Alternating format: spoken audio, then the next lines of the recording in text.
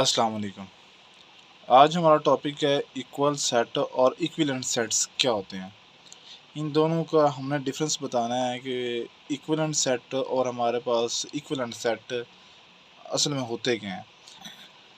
सबसे पहले हम इक्वल सेट की डेफिनेशन देखते हैं कि इक्वल सेट होता क्या है। Two sets A and B are equal which implies that A is equal to B if and only if A subset होना चाहिए था B का और B सबसेट होना चाहिए A का। इसमें मेन चीज़ हमारे पास क्या है कि सबसे पहले दो सेट होने चाहिए, क्योंकि इक्वल सेट्स का मतलब क्या है कि अगर इक्वल करना है तो कोई चीज़ दो चीज़ें होंगी तो इक्वल होंगे। टू सेट्स, मैंने एक सेट का नाम दे दिया A और एक सेट का नाम दे दिया मैंने B, ठीक है। मैंने कह दिया है कि A और B उस वक्त इक्वल होंगे जब A सबसेट होगा B का और B सबसेट होगा A का। अब हम इसकी एग्जांपल लेते हैं और इसको एक सिंपल वे में समझने की कोशिश करते हैं, ठीक है। एग्जांपल मैं लेता हूँ, लेट्स सपोज मैं सेट लेता हूँ A का नाम देता हूँ मैं, एक A सेट है मेरे पास 1 2 एंड 3 और मेरे पास B सेट है, B सेट को नाम देता हूँ मैं 2 1 और 3। अब देखिएगा, ये हमने ये बताना है कि ये दो सेट जो हैं ये इक्वल सेट हैं कि नहीं है। जी हाँ, ये इक्वल सेट हैं। क्यों इक्वल सेट है? हम इक्वल सेट में ना सिर्फ हम सेम एलिमेंट्स देखते हैं। अब देखिएगा, यहाँ पे 1 है, यहाँ पे भी 1 है, यहाँ पे 2 है, यहाँ पे भी 2 है, यहाँ पे भी 3 है, यहाँ पे भी 3 है। इसका मतलब हम सिर्फ इसकी पोजीशन को नहीं देखना, हमें सिर्फ देखना है कि जो एलिमेंट्स हैं वो सेम हैं कि नहीं है। इक्वल सेट में हम क्या लिख लेते हैं, यहाँ पे हिंट के तौर पे लिख लेते हैं कि इक्वल सेट क्या होता है। सिर्फ इसमें हम सेम एलिमेंट्स देखते हैं। क्या देखते हैं? सेम एलिमेंट्स होने चाहिए, बस। हम इसमें पोजीशन को डिस्कस नहीं करते कि पोजीशन के आगे पीछे है कि नहीं है, ठीक है। हमने सिर्फ डिस्कस क्या कर रहे हैं कि हमारे पास जो एलिमेंट्स इधर हैं वो इधर भी होने चाहिए, लाजमी है, इधर हैं इधर भी होने चाहिए। अब इसको देखते हैं डेफिनेशन को। ये तो मैंने एक हिंट के तौर पे आपको समझा दिया कि ये चीज़ क्या होती है, ठीक है। अब हम अगर डेफिनेशन के लिहाज से करें, देखिएगा ए और बी बराबर हैं, मतलब ए जो एलिमेंट्स हैं क्या वो भी वही एलिमेंट बी के अंदर है? जी हाँ। अब हम इसको डिस्कस करते हैं, ए सबसेट होना चाहिए बी का। देखिएगा, क्या ए हमारे पास वो सबसेट है बी का? अब ये देखिएगा, एक मैंने चीज़ पहले बताई थी कि ये चीज़ अगर खाली लिखा हो ना, ए ऐसे लिखा हो, ये भी सबसेट है, पर ये कौन सा सबसेट है? ये प्रॉपर सबसेट है।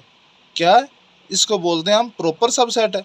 अगर अगर ये लिखा हो ए के साथ नीचे ये बार लगी हो, इसका मतलब जो एलिमेंट ए के हैं वो इक्वल एलिमेंट बी के अंदर भी हैं। इसका मतलब ये होता है, और ये होता है ए सबसेट है बी का, और इसको इम्प्रॉपर सबसेट बी हम कहते हैं, ठीक है। तो इसका मतलब ए सबसेट है बी का मतलब क्या है कि नंबर ऑफ के जो नंबर ऑफ एलिमेंट्स ए के हैं वही नंबर ऑफ एलिमेंट्स बी के अंदर भी हैं। अब देखते हैं, देखिएगा 1 2 3 वो सबसेट है किसका? 2 1 और 3 का, ठीक है, सबसेट है ना। अब दूसरी चीज़ देखिएगा, क्या बी सबसेट है ए का? जी हाँ, बी सबसेट है ए का। क्यों? 2 1 और 3 ये भी सबसेट है किसका? 1 2 और 3 का, ठीक है। इसमें हमने पोजीशन को डिस्कस नहीं करना, इक्वल सेट्स में हमने पोजीशन को डिस्कस नहीं करना। इक्वल सेट में हमने सिर्फ डिस्कस करना है जो सेम एलिमेंट्स, हमारे पास सिर्फ एलिमेंट सेम होने चाहिए, और जितने एलिमेंट ए के अंदर होने चाहिए उतने ही एलिमेंट बी के अंदर होने चाहिए। क्यों? क्योंकि ए सब सेट है बी का, मतलब इक्वल सेट्स हैं। ये चीज़ शो क्या करती है कि दोनों के अंदर दरम्यान में क्या है? इक्वल सेट्स हैं, मतलब इक्वल नंबर ऑफ एलिमेंट्स हैं, ठीक है। अब हम डिस्कस करते हैं कि हमारे पास जो इक्विवेलेंट सेट है वो क्या होता है। इसमें जो इक्वल सेट था, इक्वल सेट में हमने क्या कहा कि इक्वल सेट हमने सिर्फ डिफाइन करता है कि जो नंबर ऑफ एलिमेंट्स हैं वो क्या होना चाहिए? सेम नंबर ऑफ एलिमेंट्स होने चाहिए। और जो हमारे पास इक्विवेलेंट सेट होता है ना, इक्विवेलेंट सेट हमारे पास सिर्फ हमें इसमें ये चीज़ ध्यान रखना है कि जो सेम वहाँ पे सेम एलिमेंट्स सिर्फ होने चाहिए, ठीक है। यहाँ पे सेम नंबर ऑफ एलिमेंट्स होने चाहिए। क्या होना चाहिए? सेम नंबर ऑफ एलिमेंट्स होने चाहिए, ठीक है। लेट्स सपोज मैं कुछ इसके एग्जांपल के तौर पे लेता हूँ। देखिएगा, ए सेट है मेरे पास, मैं कहता हूँ 2 3 4 है। बी सेट है मेरे पास 1 6 7 है। और डी सेट है कोई, या बी कह लें, या चलो डी कह लें। डी सेट है हमारे पास 1 और 2 का। और सी सेट है मेरे पास 6 7 9 10। ये मेरे पास सेट है। अब देखिएगा, जो मेरे पास नंबर ऑफ़ एलिमेंट्स ए के क्या आएंगे? नंबर ऑफ़ एलिमेंट्स ए, अब गिनिएगा 1 2 3। नंबर ऑफ़ एलिमेंट्स ए में कितने हैं? 3। नंबर ऑफ़ एलिमेंट्स बी में कितने हैं? Number of elements of B में कितने हैं? 3। नंबर ऑफ़ एलिमेंट डी में कितने हैं? 2। और नंबर ऑफ़ एलिमेंट्स सी में कितने हैं? 1 2 3 4। और ये 4, 1 2 3 4। सिर्फ हमने एलिमेंट्स को गिनना है कि उस सेट के अंदर हमारे पास एलिमेंट्स कितने हैं। अब देखिएगा, इक्विवेलेंट सेट कौन कौन से सेट होंगे? इक्विवेलेंट सेट सिर्फ ए इक्विवेलेंट होगा किसके? ए इक्विवेलेंट होगा किसके? सिर्फ बी के, क्योंकि नंबर ऑफ़ एलिमेंट्स सिर्फ इन दोनों के सेम है, बाकी किसी के नंबर ऑफ़ एलिमेंट्स सेम नहीं है। हमने क्या पढ़ा कि हमने सिर्फ पढ़ा कि इक्वल सेट में क्या क्या होता है। इक्वल सेट में हमारे पास सिर्फ सेम एलिमेंट्स होने चाहिए, डजंट मैटर कि उनकी पोजीशन क्या होगी। हमने इसमें पोजीशन डिस्कस नहीं करनी है। और जो इक्विवेलेंट सेट होता है, इक्विवेलेंट सेट में हमने सिर्फ नंबर ऑफ़ एलिमेंट्स बताने हैं कि नंबर ऑफ़ एलिमेंट्स कितने हैं। अब देखिएगा, यहाँ पे 2 है, यहाँ पे 3 है, यहाँ पे 4 है। अब देखिएगा, यहाँ पे 1 है, 6 है और 7 है। क्या मैंने तो ये कह दिया कि ए इक्विवेलेंट है बी के, पर देखिएगा दोनों में, इसमें एलिमेंट्स क्या कौन से हैं? डिफरेंट हैं। और इसमें एलिमेंट्स कौन से हैं? इसमें एलिमेंट डिफरेंट, दोनों में एलिमेंट्स डिफरेंट है। अब देखिएगा, इक्वल सेट में ये ना कहिएगा, इक्वल सेट में एलिमेंट्स जो सेम एलिमेंट्स होने चाहिए, मतलब जो एलिमेंट्स ए के अंदर हैं वही एलिमेंट बी के अंदर होंगे। पर ये है कि हाँ, पोजीशन चेंज हो सकती है, दोनों के अंदर पोजीशन चेंज हो सकती है। हाँ, अब ये एक और चीज़ देख लेते हैं, हम एक और एग्जांपल देख लेते हैं। लेट्स सपोज हमारे पास एक हो, ए हमारे पास हो 1 2 3 और बी हमारे पास हो वो भी 1 2 अब 3। अब मुझे ये बताइएगा, ये हमारे पास इक्वल सेट है या इक्विवेलेंट सेट है? ये हमारे पास क्या है? अब देखते हैं ये हमारे पास इक्वल सेट है कि नहीं है, या इक्विवेलेंट सेट है कि नहीं है। अब देखिएगा, इक्वल सेट की डेफिनेशन क्या कहती है कि सेम एलिमेंट्स होने चाहिए। क्या 1 है इसके अंदर, ए के अंदर? जी हाँ है। बी के अंदर भी है। क्या ए के अंदर 2 है? जी हाँ, बी के अंदर भी 2 है। क्या ए के अंदर 3 है? जी हाँ, बी के अंदर भी 3 है।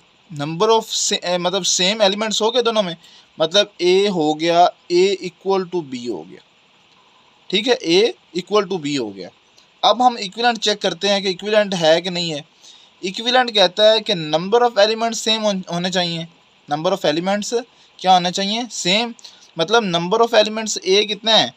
वो भी 3 है। नंबर ऑफ़ एलिमेंट्स बी कितना है? वो भी 3 है। इसका मतलब नंबर ऑफ़ एलिमेंट्स ए और नंबर ऑफ़ एलिमेंट्स बी, मतलब ए इक्विवेलेंट बी के बी है। ये क्या है? इक्विवेलेंट बी है। ए इक्विवेलेंट बी है किसके? बी के। अब हम एक नोट के बारे में पढ़ते हैं, उससे वो बहुत इम्पोर्टेंट नोट है, उसको लाजमी देखिएगा। अच्छा ना, पीछे एक चीज़ रह गई, मैंने एक चीज़ रह गई बताने वाली, कि जब हम कहेंगे ना ए इक्विवेलेंट है बी के, तो हम इसको कैसे लिखेंगे? ए इक्विवेलेंट है किसके? बी के। इस चीज़ के साथ हम शो करेंगे कि ए इक्विवेलेंट है बी की। कैसे? अब जैसे ये ए इक्विवेलेंट बी का हुआ था ना, इसको मैं ऐसे लिखूँगा, ए इक्विवेलेंट है किसके? बी के। ठीक है, ये इसको लिखने का तरीका है। आगे अब हम नोट देखते हैं। अब हम नोट को देखते हैं। हमारे पास एक नोट है, ये बहुत इंपॉर्टेंट नोट है, इसको अच्छे से देखिएगा। लिखा हुआ है 2 सेट्स आर नेसेसरी इक्विवेलेंट। एक होती है, 2 कंडीशन होती है ना हमारे पास, एक होती है नेसेसरी कंडीशन, एक होती है सफिशिएंट कंडीशन। इन दोनों में डिफरेंस पता है क्या है? जो हमारे पास नेसेसरी कंडीशन होती है ना, वो ऐसी कंडीशन को कहते हैं कि वो लाजमी है होनी चाहिए। क्या होती है? लाजमी होनी चाहिए। और सफिशेंट कंडीशंस के बगैर हमारा काम चल जाता है। नेसेसरी कंडीशन का क्या मतलब होता है कि वो लाजमी हमारे पास होने चाहिए। Two sets are necessary equivalent but converse may or may not be true. But इसका कन्वर्स है, वो हो सकता है कि वो ट्रू हो कि नो हो। क्या कौन सा converse? But two equivalent set not necessary equally. मतलब ये बात कहने का ये है कि दो सेट वो मस्ट है कि वो इक्वल, अगर इक्वल सेट है ना दो, तो वो मस्ट है कि वो इक्विवेलेंट होंगे। पर दूसरी चीज़ ये है कि ये ज़रूरी नहीं है कि दो सेट इक्विवेलेंट सेट हों वो भी इक्वल भी हों, ये ज़रूरी नहीं है। इसको मैंने कुछ इस फॉर्म में लिखा है। मैंने ये लिखा है कि इक्वल सेट क्या इक्विवेलेंट होंगे always equal set always equivalent set होंगे। पर जो इक्विवेलेंट सेट है वो मे और मे नॉट भी इक्वल होंगे। हो सकता है वो इक्वल हो सकता है वो इक्वल ना हो। अब देखिएगा पीछे मैंने एक एग्जांपल लिखी थी। एग्जांपल मैंने क्या लिखी थी? 1 2 और 3, और बी के मैंने लिखे थे एलिमेंट्स 1 2 और 3। अब देखिएगा पीछे ये हमने इसको क्या कहा था कि ए इक्वल है बी के। क्यों इक्वल है बी के? क्योंकि इसके अंदर जो एलिमेंट्स हैं वही एलिमेंट इसके एलिमेंट्स हैं। और इक्वल की डेफिनेशन क्या होती है कि सिर्फ सेम एलिमेंट्स होने चाहिए। ठीक है। और दूसरी चीज़ इक्विवेलेंट में हमने क्या पढ़ा था कि नंबर ऑफ़ एलिमेंट्स ए के कितने हैं? 3 के। और नंबर ऑफ़ एलिमेंट बी के वो भी कितने हैं? 3। तो नंबर ऑफ़ एलिमेंट्स ए के और नंबर ऑफ़ एलिमेंट्स बी के इक्वल हैं। इसका मतलब ए इक्विवेलेंट है बी के। अब देखिएगा एक एग्जांपल हमने इक्विवेलेंट में पढ़ी थी। एक एग्जांपल हमने इक्विवेलेंट में पढ़ी थी। वो क्या एग्जांपल थी?